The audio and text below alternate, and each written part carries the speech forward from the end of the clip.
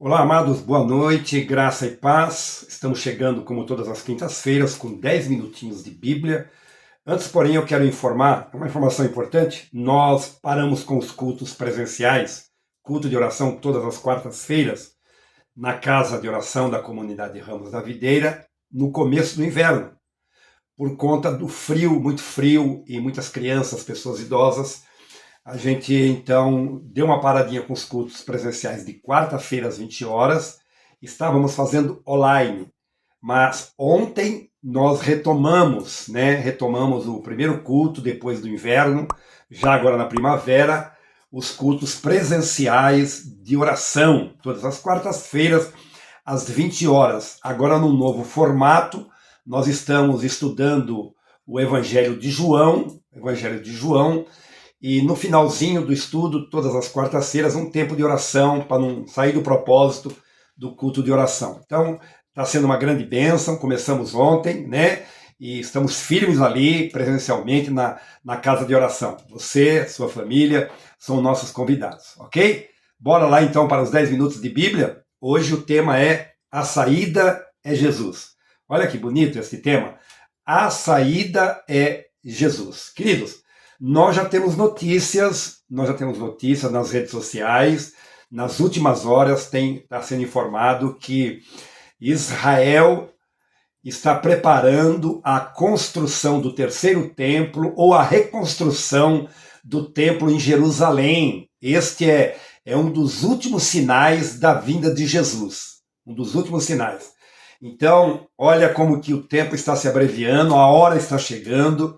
Jesus está às portas, né? Ninguém sabe o dia nem a hora, a não ser o Pai. Até o próprio Jesus está esperando o momento que o Pai determinar, mas os sinais estão aí, estão se cumprindo. A palavra de Deus, ela é clara, e um dos últimos sinais é este, e já temos notícias nas redes sociais que já está para se reconstruir, então, o terceiro templo, ou a reconstrução do templo em Jerusalém. Não bastando isto, em Mateus capítulo 24, o Senhor Jesus Cristo, ele mencionou outros sinais. Escute só os sinais que Jesus, ele mencionou, e que já estão acontecendo. Fala-se de guerra, né, que haveria guerras, rumores de guerra, bom, tudo isso aí a gente já está vendo, né, há um tempo, guerras, rumores de guerra, fomes. Nós temos fome em muitos lugares, né? Pessoas morrendo de fome. Terremotos, apostasia. A apostasia está estabelecida, é fato. Isto é bem real. Falsos profetas é o que não falta hoje, né? Falsos profetas é o que não falta. Jesus falou que eles apareceriam em bom número no final dos tempos. E outro sinal forte que Jesus falou, que o amor de quase todos se esfriariam. Não é o amor de poucos, é de quase todos. E isso está estabelecido dentro da própria igreja. Muita gente sem amor. Muita gente sem amor. A gente olha para este mundo, a gente vê como é que este mundo falta amor. Então, este é um dos sinais que Jesus indicou. Um outro, perseguição aos cristãos. Perseguição aos cristãos. Pasmem, meus queridos, no Brasil já está havendo a perseguição. Nós já estamos sofrendo perseguição, os cristãos já estão sofrendo perseguição no Brasil, né? Já estão tirando esboço de pastor, Bíblia de pastor, celular de pastor, perseguição, impedindo a obra de Deus de ser feita. E tudo começa assim, isso é só o começo. Então Jesus disse que iria acontecer, e quando está escrito e quando ele disse, é porque vai acontecer e já está acontecendo. Ele também disse sobre os sinais nos céus. Bem, não precisa nem comentar sobre isso, porque está bem claro para todos nós estes sinais que Jesus disse que haveria de acontecer no finais dos tempos. Então, algumas coisas importantes na história da igreja, na Bíblia, na palavra de Deus. Nós estamos tratando de 10 minutos de Bíblia, algumas coisas importantes dentro desse assunto. Primeiro, olha, Deus criou tudo muito bom. Deus criou tudo muito bom. Gênesis capítulo 1, versículo 31, está escrito assim, ó: viu Deus tudo quanto fizera, e eis que era muito bom. E eis que era muito bom, está escrito na Bíblia.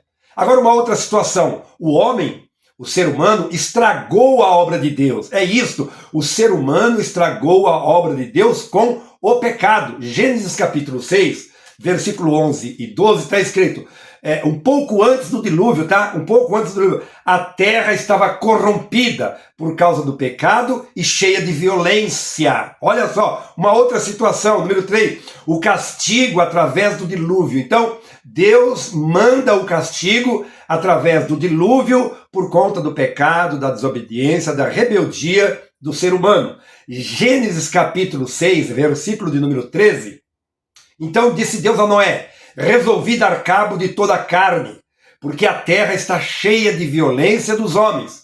Eis que os farei perecer juntamente com a terra. Então Deus está agindo por conta da desobediência, da rebeldia e do pecado. Mais uma outra situação, o dilúvio foi uma lição. O dilúvio foi uma lição. Gênesis 7, 10, versículo 10, versículo 12, versículo 21. Diz assim, vieram sobre a terra as águas do dilúvio. Houve copiosa chuva durante 40 dias e 40 noites.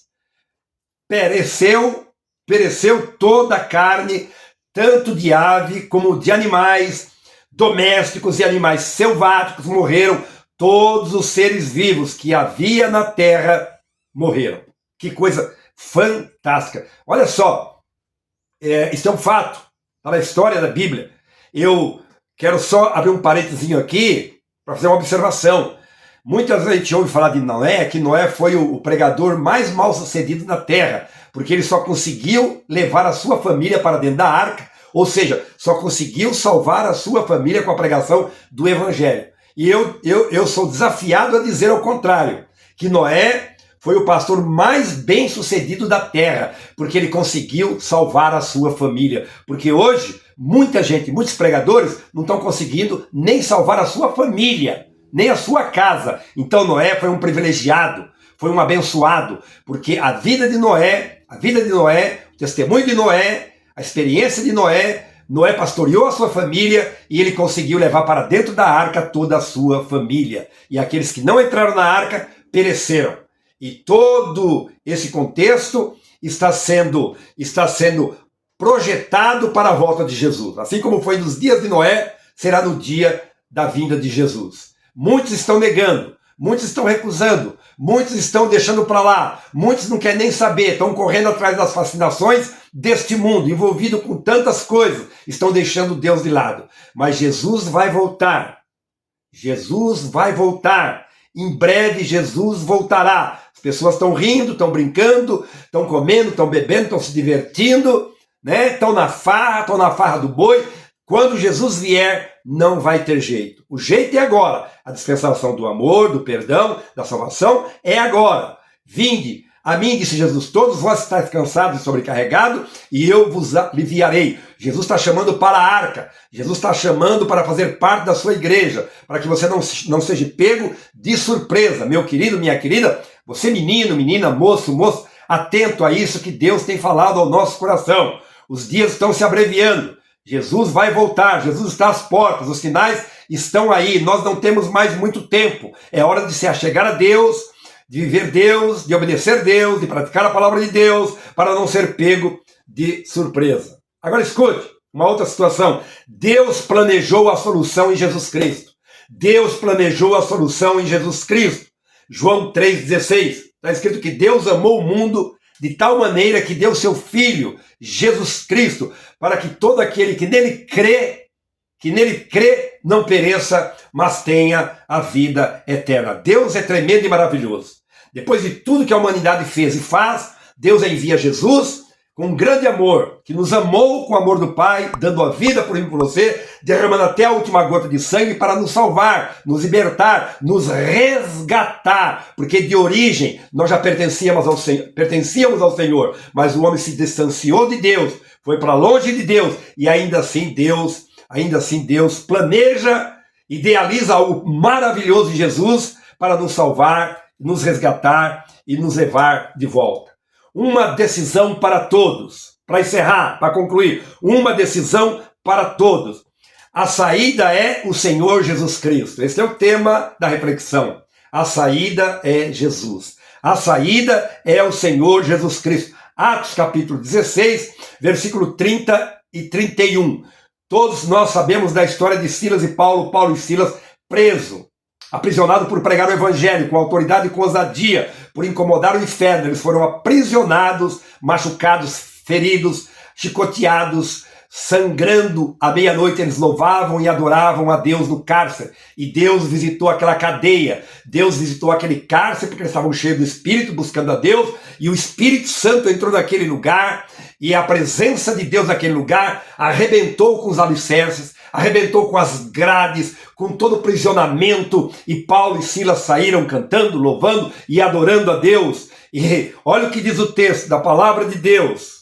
Quando o Espírito Santo entrou na prisão e libertou Paulo e Silas, de forma espetacular, espetacular. O carcereiro, amedrontado, olha o que está escrito, o carcereiro todo trêmulo, se prostrou diante de Paulo e Silas, dizendo, o que devo fazer para ser salvo? O que devo fazer para ser salvo? Quer dizer, o carcereiro caiu em si, tomou consciência que o Deus Todo-Poderoso é real, que o evangelho que Paulo e Silas estava pregando e foram presos por estar pregando era verdadeiro, porque Deus visitou a cadeia e o carcereiro viu com seus próprios olhos e ele disse, e agora, o que eu tenho que fazer para ser salvo? Todo trêmulo, prostrado aos pés dos homens de Deus. Então Paulo respondeu, crê no Senhor Jesus Cristo e será salvo tu e a tua família. Crê no Senhor Jesus Cristo e será salvo tu e a tua casa. Crê no Senhor Jesus Cristo e vai ter jeito para você. Pai querido, em nome de Jesus, eu oro nesta hora,